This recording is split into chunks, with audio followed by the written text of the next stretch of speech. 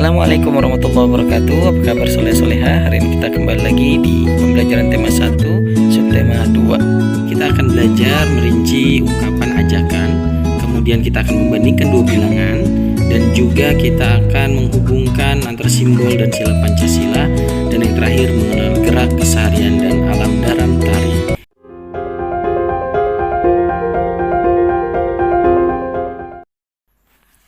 1+2 sama dengan 3. Aku cinta matematika. Assalamualaikum warahmatullahi wabarakatuh. Hai. Apa kabar anak soleh dan soleha? Insya Allah bertemu lagi dengan Pak Yusuf. Hari ini kita akan belajar membandingkan dua bilangan. Dan sebelum itu kita harus mengetahui tanda pembandingnya terlebih dahulu. Berikut tanda pembanding lebih dari, dan kemudian tanda pembanding kurang dari. Ada satu lagi tanda pembanding yang biasa kita pakai. Apa itu? Dan sering kita temui, yaitu sama dengan. Bagaimana bentuknya? Ya, seperti ini bentuknya. Baik anak-anak soleh dan soleha, sekarang kita akan membandingkan dua gambar. Ada gambar A dan juga gambar B. Di masing-masing gambar ada kubus yang harus sama-sama kita hitung dan kita bandingkan mana yang paling besar. Tapi terlebih dahulu kita harus melihat nilai angka dan nilai tempatnya. Ada berapa ratusannya, ada berapa puluhannya, dan ada berapa satuannya. Nah, kita lihat pada gambar A dan B masing-masing mempunyai ratusan, puluhan, dan satuan. Untuk gambar A, berapa ratusannya anak soleh dan soleha? Kita lihat, ya ada 200-an. Dan gambar B memiliki 1 ratusan. Nah, sudah dipastikan 200-an atau 200 lebih besar daripada 1 ratusan. Nah, anak soleh dan soleha, untuk itu bisa kita pastikan gambar A lebih besar daripada gambar B, ya, karena di awalnya sudah lebih besar ratusannya. Nah, sekarang kita perhatikan lagi di gambar kubus yang kedua, gambar A dan juga gambar B. Kita perhatikan masing-masing ratusan, puluhan, dan satuannya. Di gambar A 1 ratusan, di gambar B ratusannya ada 1 ratusan, sama-sama memiliki 1 ratusan. Sekarang kalau sudah sama, kita lihat puluhannya. Gambar A berapa puluhannya? Kita nanti akan lihat. Gambar B berapa puluhannya? Kita nanti juga akan bandingkan. Gambar A memiliki 4 puluhan, itu artinya 40. Ya, gambar B sama-sama memiliki juga 4 puluhan, artinya 40 bajaknya. Nah, kalau sudah ratusannya sama, puluhannya sama, kita lihat satuannya. Gambar A satuannya 8 satuan, sedangkan gambar B dia memiliki 6 satuan. Berarti gambar A dan gambar B, kita bisa pastikan di antara gambar A dan gambar B ini adalah, kalau kita bandingkan, gambar A lebih besar daripada gambar B. Nah, itu anak-anak sekalian. Jadi silakan dilihat nilai angkanya dan tempatnya, insya Allah. Selanjutnya kita akan membandingkan dua bilangan dengan memperhatikan angka penghubungnya. Kita perhatikan contoh berikut, 623 dan 625. Kita perhatikan angka penyusunnya, ya. 623 sama dengan 600 ditambah 20 ditambah dengan 3. Sedangkan 652 sama dengan 600 tambah 5 tambah 2. Nah, kita lihat seperti tadi, ratusan, puluhan, dan juga satuannya. Ratusannya memiliki nilai yang sama. Kalau sudah memiliki nilai yang sama, berarti kita harus lihat puluhannya. Puluhannya itu ada 20 dan 50. Nah, secara otomatis anak soleh dan soleha, 20 itu lebih kecil dari 50.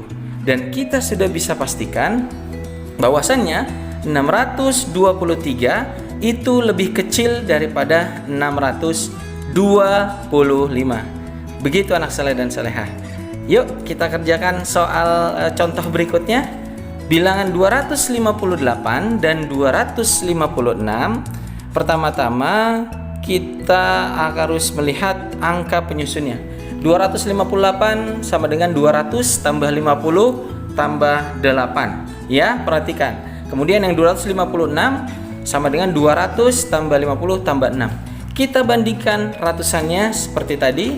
Kalau jumlah ratusannya sama, berarti kita harus melihat jumlah puluhannya. Ternyata puluhannya sama juga anak saleh dan saleha. Apa yang harus kita lakukan? Berarti yang harus kita lakukan untuk mencari mana yang lebih besar dan lebih kecil adalah lihat satuannya. Satuannya ada 8 dan juga 6. Otomatis bisa kita pastikan dan kita ketahui jawaban dari mana yang lebih besar atau mana yang lebih kecil. 258 lebih besar daripada 256. Demikian anak soleh dan soleha. Soleh dan soleha, untuk soal berikutnya kita akan melihat soal berikutnya 287 dan 319. Kita lihat angka pada setiap nilai tempatnya. Yang pertama 2 dan 3, artinya 200 dengan 300. 287 dengan 319, angka tempat ratusannya 2 dan 3. Sudah otomatis angka 2 lebih kecil daripada angka 3. 287 lebih kecil dari 319. Nah, soal selanjutnya 427 dibandingkan dengan 427. Kita lihat perbandingan nilai tempat ratusannya sama 4, artinya sama-sama 400. Kemudian kita lihat perbandingan puluhannya sama-sama 2, artinya sama-sama memiliki nilai 20. Dan kita lihat nilai satuannya juga sama-sama memiliki nilai satuan 7. Artinya jika ratusan, kemudian puluhan dan juga satuannya sama, sudah dipastikan maka bilangan tersebut adalah sama dengan, artinya 427 sama dengan 427.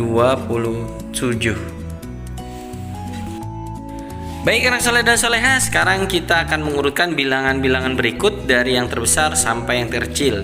Untuk pertama yang harus kita lakukan adalah melihat ratusannya. Ratusannya di bilangan-bilangan tersebut adalah sama-sama 600. Sekarang kita lihat puluhannya. Puluhannya ada 3, ada 2, ada 4, ada 30, 20 dan 40. Otomatis 4 merupakan angka yang paling besar di antara 3 dan 2, dan sudah dipastikan angka 641 merupakan bilangan yang terbesar dari ketiga bilangan tersebut. Nah, sekarang kita bandingkan lagi 632 dengan 623. Sama, kita lihat pertama nilai ratusannya, kemudian kita lihat nilai puluhannya.